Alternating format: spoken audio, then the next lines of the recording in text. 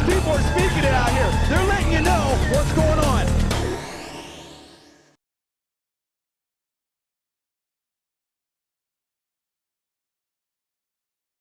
Conservative New Media viewers, we have troubling news to bring to you this morning. There was an attempted car bomb detonation in New York City's Times Square last night, Saturday night, May the 1st of 2010. Fortunately for all involved, the attempted detonation did fail. Unfortunately, this type of an event, the resurfacing of New York City as a potential terrorist target, as it has been in the past, raises a number of troubling questions and thoughts. First of all, it's extremely disturbing to us at Conservative New Media that what appears to be a hard to explain level of negligence going on with the federal government as regards these type of terrorist and potential terrorist threats, at least under the current Democratic-controlled federal government. We saw the type of damage and tragedy that can occur when a blind eye is turned in the Fort Hood tragedy, the man who apparently turned to Islamic extremism and killed a number of soldiers in his shooting rage. And it's too early to know who was behind this attempted attack in Times Square, and we also don't know motives. Right now, we don't know who did this or why they did it. However, what we do know is that this has been a brutal week for the Obama administration. First of all, they've started off with what many are characterizing as quote-unquote Obama's Katrina in the Gulf of Mexico oil spill.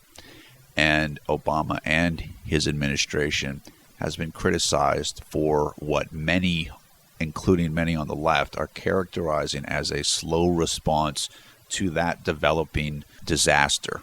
And now, in the midst of irresponsible media and Democratic cries about non-existent Tea Party violence, a genuine threat to potentially tens of thousands of American lives slips under the Obama radar, or slipped under that radar, until, thankfully, the terror attempt failed. This reminds one of the failed Christmas Day bomber, in that the federal government, those charged with protecting American lives, they did not get the job done. The only reason that these attempts failed was because of the ineptitude of those carrying them out. However, if we as a nation are relying on our enemies' ineptness to save us, we are in a very, very precarious state.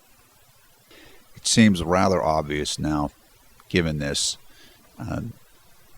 failed attack, that the current administration, the Obama administration, very much needs to get its priorities and enemies list in order quickly. It's time to stop focusing and agitating towards those who do not pose a threat, and look much more closely at people who do pose a legitimate threat and who do threaten American security and American lives. Experts said that they see similarities in the Times Square bomb attempt and a similar failed attack in London's Piccadilly Circus area that took place around 3 years ago. Make no mistake, America is still the target of radical Islamic extremists.